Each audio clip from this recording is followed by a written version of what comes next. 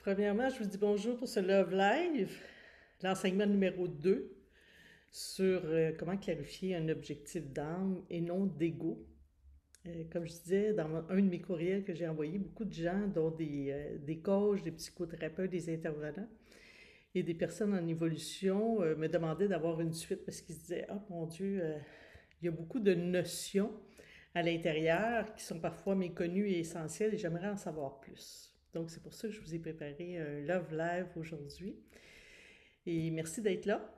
Hein, pour ceux qui sont présents, c'est supportant pour moi de vous sentir et d'être là.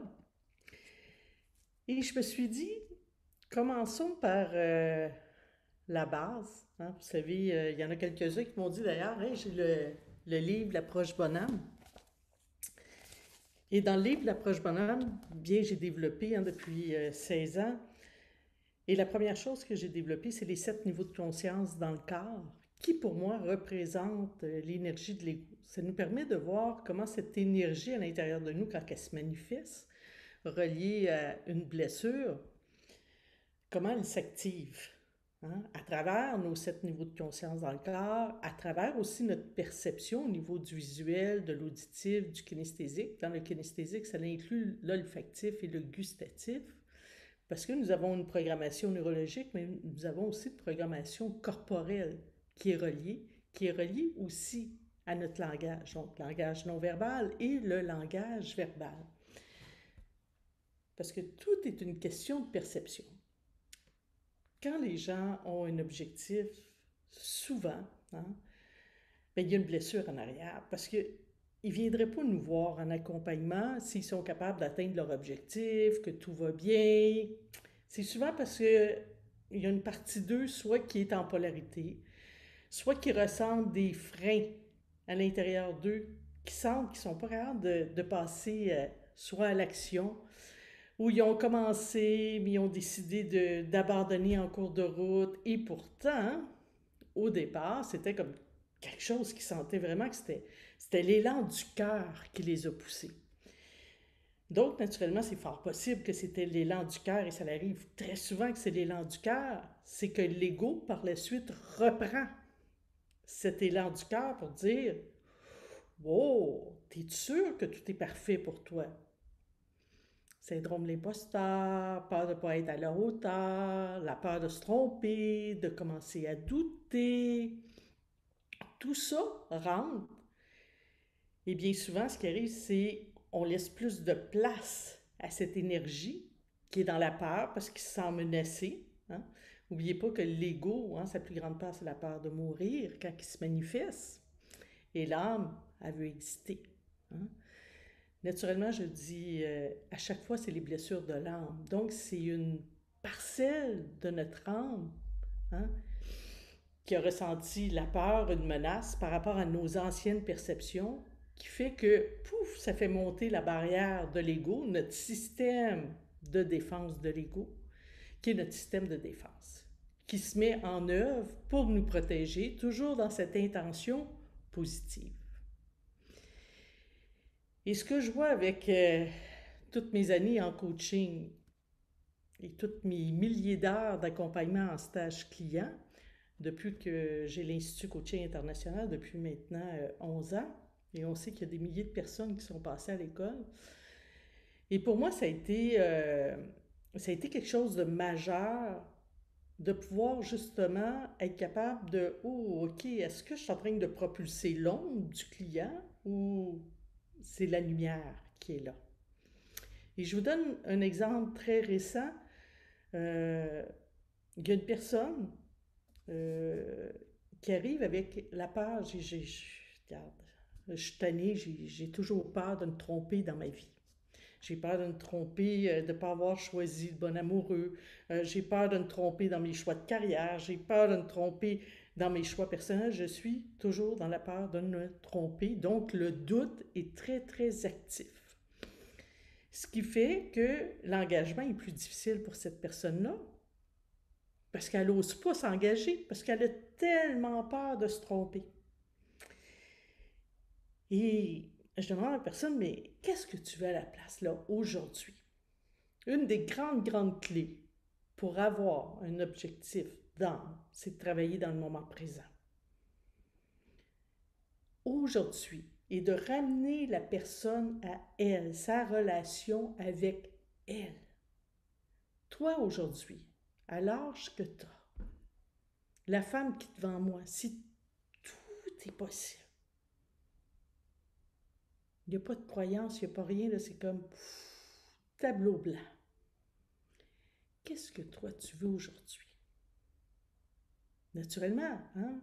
On reste dans le même contexte où elle a peur de se tromper, mais qu'est-ce que tu veux? La première chose qu'elle me dit, et là, c'est l'énergie de l'ego qui est revenue en disant, elle est revenue en disant, oui, mais c'est toujours comme ça, Nathalie. Le toujours est ce qu'on appelle un filtre de perception de généralisation. Donc, juste pour vous expliquer un petit peu, la partie où on reste pris dans l'énergie de l'ego, parce que l'énergie de l'ego n'est pas prête à laisser sa place rapidement comme ça. Et comme je dis bien souvent, il est très vite. En québécois, on dit très ratoureux. Aussitôt qu'il y a une chance d'être là, se manifester, mettre un frein, une limite, il va y aller parce qu'il est programmé sur des anciennes mémoires. Imaginez-vous quand ça fait 30 ans, 40 ans, 50 ans que je vis dans cette peur de se tromper. Et aussi loin que je me souviens, bien, durant toute ma vie, j'ai été comme ça, même quand j'étais à l'école avec cette peur de se tromper. Donc, l'énergie, dites-vous que l'énergie de l'âme est ici au niveau du cœur, c'est notre lumière qui est là, c'est notre soleil. Donc, là, ce qu'on perçoit, parce que tout est une question de perception, toutes nos expériences de vie sont reliées à nos perceptions par rapport à nos 5 sens. Qu'est-ce qu'on a vu, qu'est-ce qu'on a entendu, qu'est-ce qu'on a ressenti, et même qu'est-ce qu'on a senti et goûté. Donc, l'énergie de notre âme, on est très sensible. On est des êtres construits d'énergie avec une grande sensibilité, que lorsqu'on perçoit une menace, ou même on peut entendre cette croyance à l'intérieur de nous, il arrive quelque chose, il arrive une décision à prendre. Pour cette personne, c'est lorsqu'il arrive aussi des décisions à prendre. La peur de se tromper se manifeste.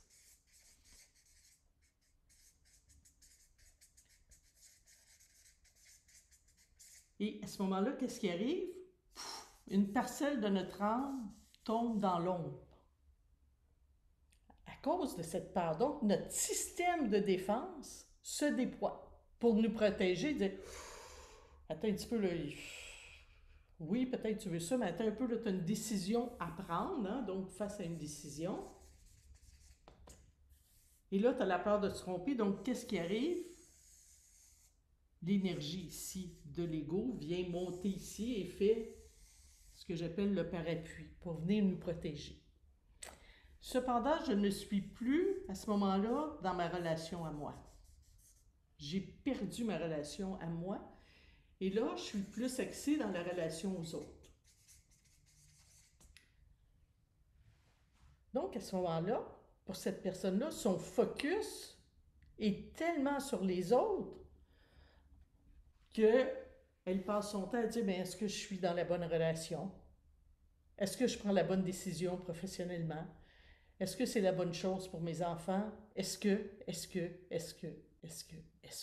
Donc, ça monte, ça peut même générer pour certaines personnes en stress, en anxiété. Parce que c'est relié à une blessure aussi loin qu'elle peut se souvenir dans ses expériences, ça a toujours, pour elle, été là.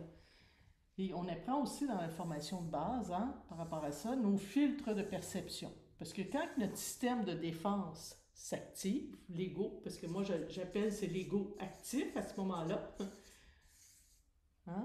pour elle, c'est le déclencheur, c'est quand j'ai une décision à prendre et que je me dis au niveau auditif, j'ai une décision à prendre, c'est comment que l'ego devient actif. Et nous avons ce qu'on appelle des filtres de perception.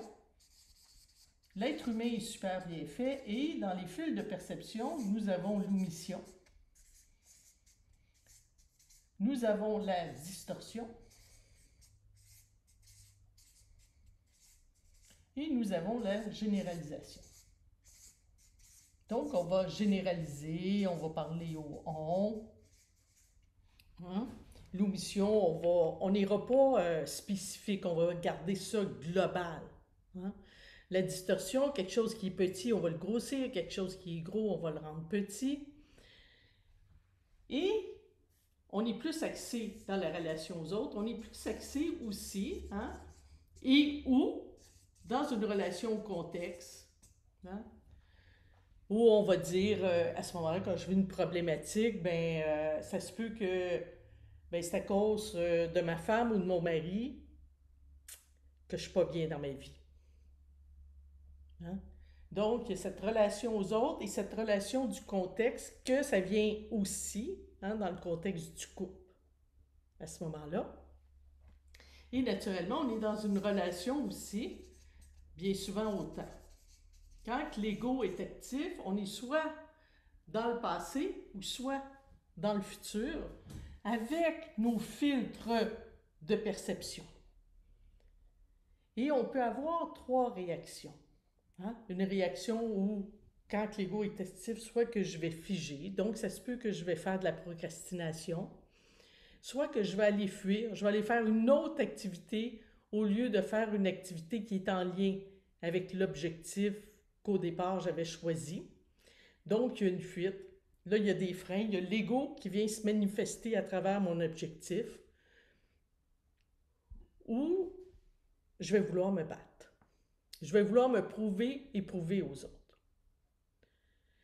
Donc, lorsqu'on se fixe un objectif, les éléments que je viens de vous donner, hein, et l'ego, ici, il est soit dans la surestime, on va se surestimer ou on va se sous-estimer. Ça se peut que je ne me sente pas encore à la hauteur, ou ça se peut que je pense que je suis la superwoman ou le super-héros. Et là, c'est là qu'il faut avoir l'oreille affinée. L'oreille affinée pour soi et pour ceux qu'on accompagne dans les objectifs. Hein? Si vous êtes coach, intervenant, donc cette oreille affinée est hyper importante.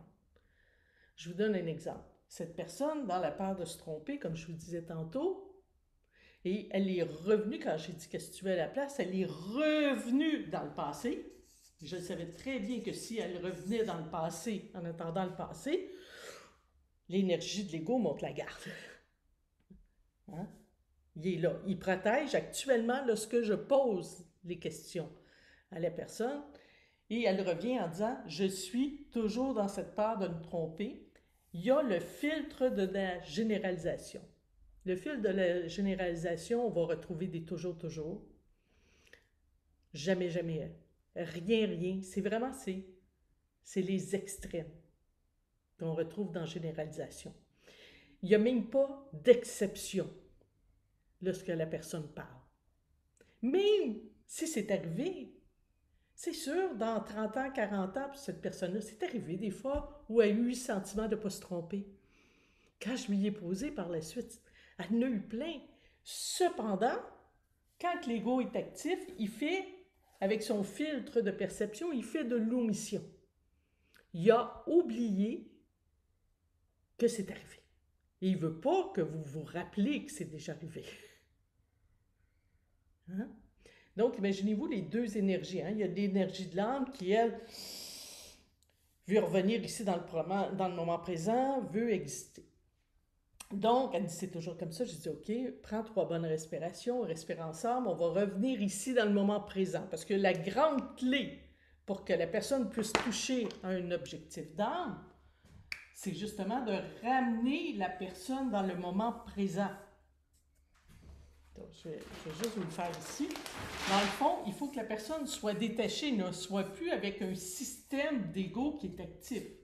Elle est ici, puis ça brille, et on est dans le moment présent. Et à ce moment-là, la personne n'est plus dans son système de croyance, l'ego n'est plus actif pour venir bloquer le chemin, devenir un obstacle.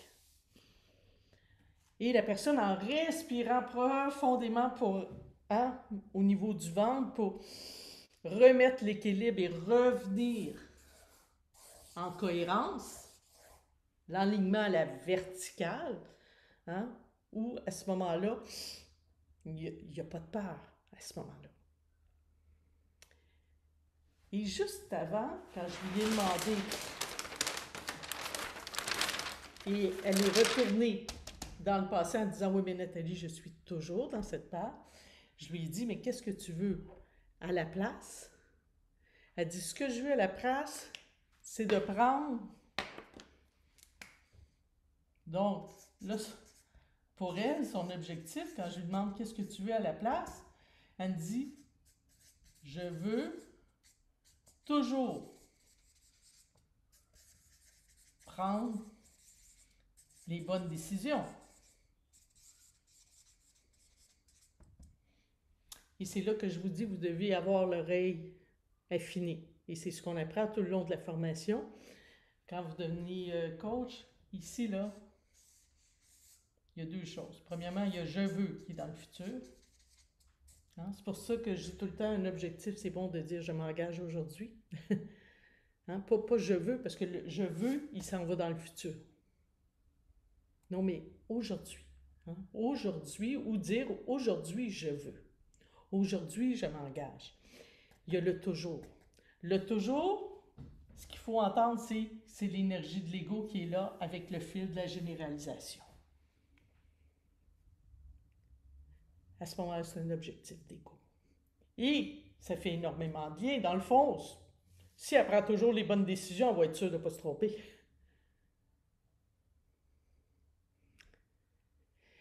Et là, je l'ai amené à respirer profondément, profondément, profondément.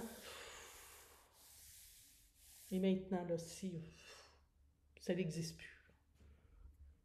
Juste là, pour le moment là, présent avec moi, là, ça n'existe plus, cette part-là et tout ça. Tout est possible. Qu'est-ce que tu veux, mais toujours en lien avec ses décisions. On ne perd jamais le contexte de vue. Et là, elle dit ce que je veux. Elle dit c'est prendre des décisions où ce que je peux me déposer, me connecter à moi.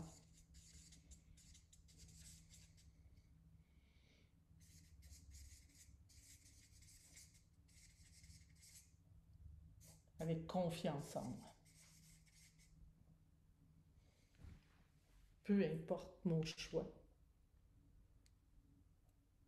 Si je sens que je me suis connectée à moi, je me suis connectée à mon cœur, et avec confiance, je sais que positif ou négatif, c'est la bonne décision que je prends.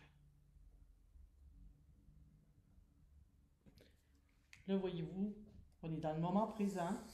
Donc, un objectif il faut qu'il soit dans le moment présent.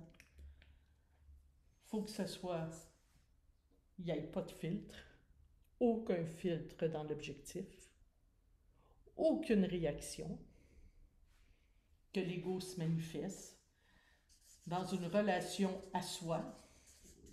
Je ne suis plus dans une relation aux autres.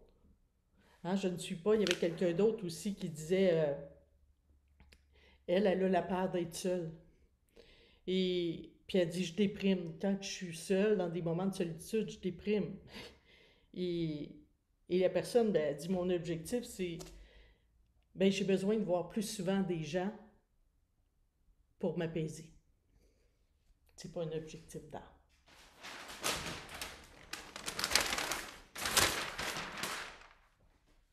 Parce que qu'est-ce qui l'apaise dans son objectif qui est en train de nommer? Elle a besoin des autres pour être apaisée. Pour ressentir l'apaisement, ce calme, cette paix, hein, l'apaisement ici qui l'amène à ressentir de la paix, ce qu'elle est en train de dire, c'est que j'ai besoin des autres. Au contraire, ce qu'on veut, c'est amener la personne qu'elle est capable de s'apaiser elle-même. Et elle est capable d'être bien seule avec elle-même. Parce que là, Ça dépend des autres, si je suis apaisée, si je suis bien. Ça fait du sens pour vous? Une autre personne, l'autre fois, dit ben, j'ai de la difficulté à m'exprimer et puis on dirait que tout m'affecte. Parce que je suis très sensible, donc tout ce que les autres vivent, tout ça, je me sens affectée. J'ai dit parfait. Et là, la personne, ben, qu'est-ce que tu veux à la place? Là, je l'ai noté. Je ne veux plus laisser rien m'atteindre. Je ne veux plus que rien m'atteigne. Vous savez, pour qu'un objectif aussi, il faut qu'il soit réaliste. Hein? Le rien, c'est encore un filtre de généralisation. Puis elle dit, je veux être capable de m'exprimer en battante. Je veux être capable de m'exprimer en battante et que plus rien m'atteigne. Donc, le filtre de rien, et dans les 3 réactions de l'ego, il y a fuir, figer ou se battre. C'est là que je veux prouver aux autres ou je veux me prouver. Et là, elle a sorti la battante.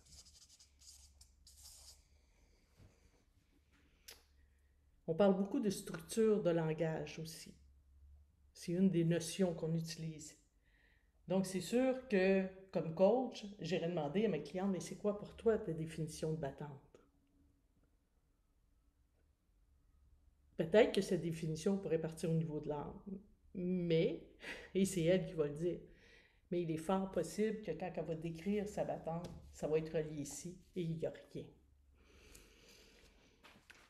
Et c'est là, à ce moment-là, mais qu'est-ce que tu veux pour toi? Sans être cette battante, hein? Qu'est-ce qui est important? Et là, à ce moment-là, donc ça, c'est des pistes. Et c'est cette écoute qui est super importante. Je dis toujours que l'écoute, c'est la première compétence relationnelle à acquérir.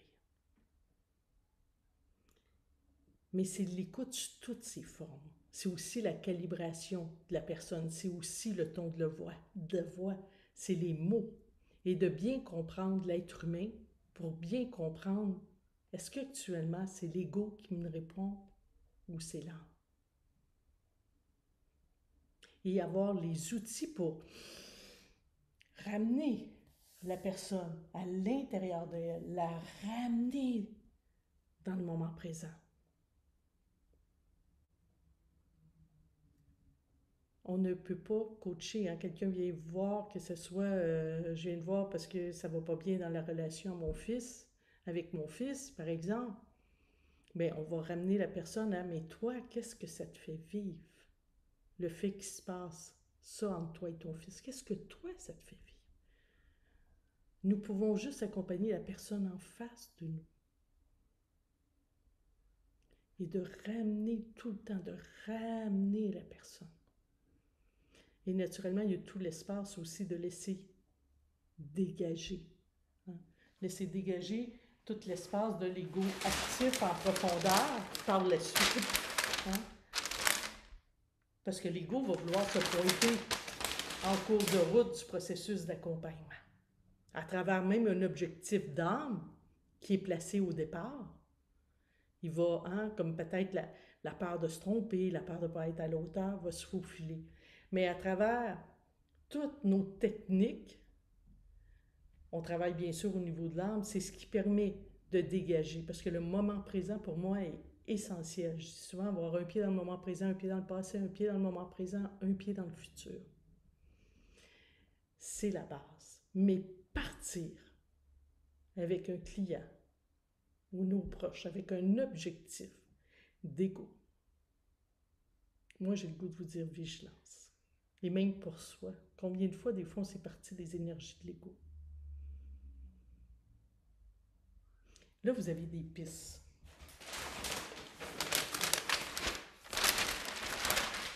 Quand vous décrivez votre énergie, votre objectif. J'espère que ça vous a aidé, ça vous a éclairé pour ce Love Live. hein. C'est des choses qu'on peut en parler longtemps. Donc, merci beaucoup.